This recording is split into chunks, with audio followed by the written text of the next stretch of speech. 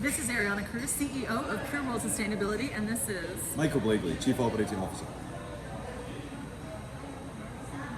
I can't say well done, I can't say good job as we're taking off the table and you're not introducing him to lunch. You're just... So I'd like to introduce the lunch now, is that That was what we... is it role reversal here? No. Thanks for joining us for another PWS. We're going to answer some questions and just dive right into it. All right, ask away. Okay. So the first question is for you, Ariana, this time around. And it's a question that we've had come through a couple of times. And it's certainly one that we want to kind of ensure gets answered by the right person. So it's only you. So what Great, I feel like I'm being teed up for something horrible. Yeah. Okay. Yeah, no pressure. I'm really nervous, actually.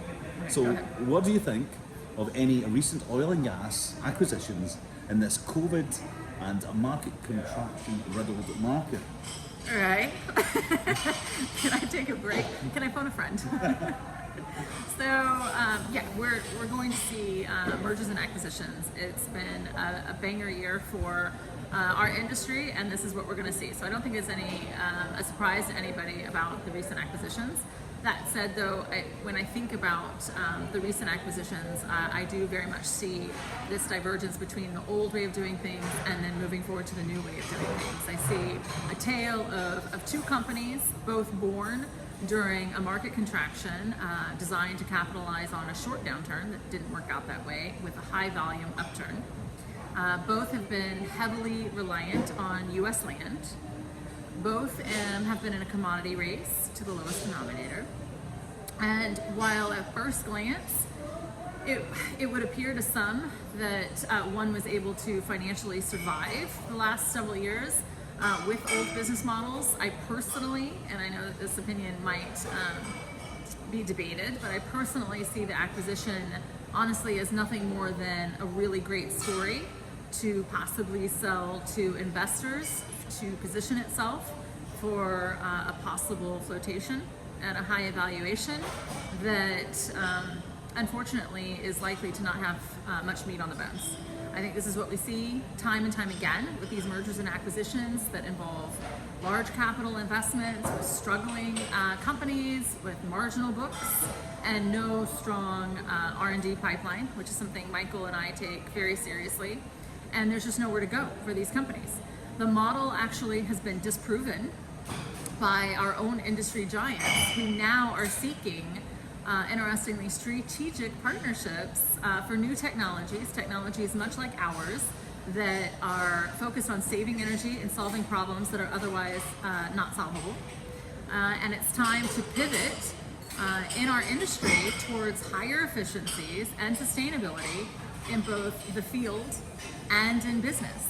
We need to focus on maintaining the agility needed to react to market conditions and to provide the technology that is required to meet carbon neutral targets and the increasing KPIs of efficiency and cost savings that frankly our industry requires. So in short, I see these acquisitions of late unfortunately completely defy today's logic for what ensures a profitable and sustainable business. And I see them very much as this is the way we've always done things, the old business models. It's a place of comfort, perhaps. It's a place that might be familiar to raise capital against, but I don't see it as the business models that we need to adhere to move our industry into the future of oil and gas 4.0. So I'm sure I might take some heat for that, but you're always going to get an honest opinion Feel from free me to when you ask a question. Feel free to add any comment you would like to Ariana's response to that one in the captions below. Great. So Michael is really ready for a strong technical question that hopefully will be as challenging, but I fear won't be. Okay, so actually... So was Angela that picked out your questions for today, was it? Don't blame Angela. All right, so, okay, vibratory technology, vibratory tools. I think we love to talk about this. They're typically used for motor sliding issues why have you focused on rotary steerable systems for the Zoom technology? Great question. And can you use them for motor sliding issues? So in short, the answer is yes. You can use them for conventional motor applications.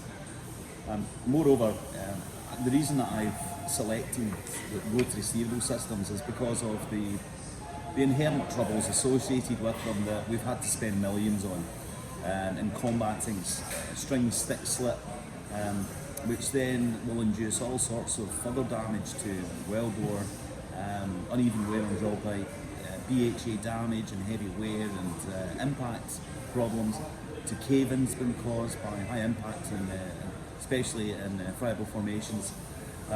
We've got a lot of issues.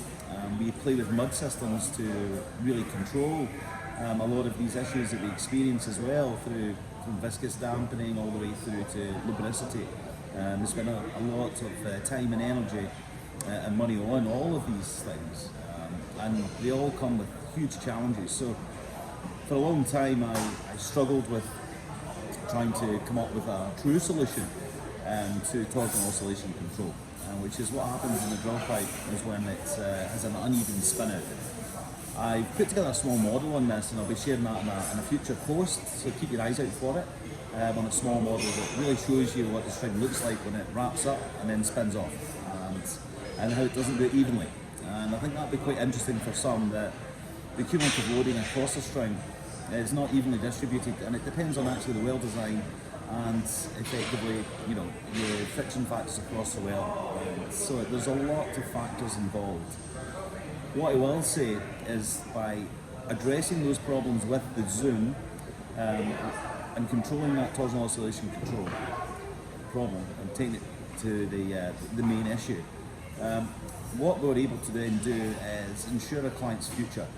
When I say future, I mean efficiencies is what the market's all about today, and nothing more prevalent in the market than rotary steerable systems, as they're needed for all reservoir data capture. So you don't want to spend the time of having to rework the string to capture that azimuthal density data that you want for your log analysis, for instance, or even just for direction control.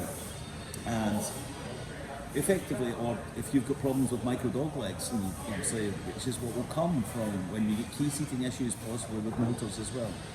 So where we're at is that the RSS system allows our clients to drill further. We don't have weight transfer issues anymore, because we can get out further at shallow depths. We can take away the high side force issues and remove buckling concerns where there were some, and it's quite interesting. On the future talk that I'll give you, I'll get into the indices of exactly why we're getting cyclic and periodic short bursts of buckling, even when we're rotating on the string. And these are things that certainly come to light of late, even at lower weight on bit thresholds. So yeah, that's kind of the reasons why I got into Ariana. The guys were asking me, and I was getting stick for not getting into enough tech on my replies, but there's more to come, and that's as best I can put it for just now. Okay, there you have more tech from Mike. Thanks for joining us for this lunch series with PWS, and be sure to keep on checking it out, and for more technical questions by Mike, answers by Mike. And stay tuned for far more business insights from our in-house guru. So just leave it running. For outtakes. Yeah. Those got us into trouble last time. Yeah. We nearly got kicked off social media. Yes. I nearly got fired. I'm pretty sure you did get fired in one of the openings. This is Ariana Cruz, CEO of Pure World Sustainability. This is Mr. Hare. Great. So, can we start over again? Sure. Okay. Get serious, Mike. Yeah, I'm serious. I'm gonna pay you the big bucks to goof around all day. Fantastic. This is Ariana Cruz, CEO of World's World's what? of the world. Yeah. Someone's got a little bit of ambition. It's like, move over, Donald Trump. My son will take that job first.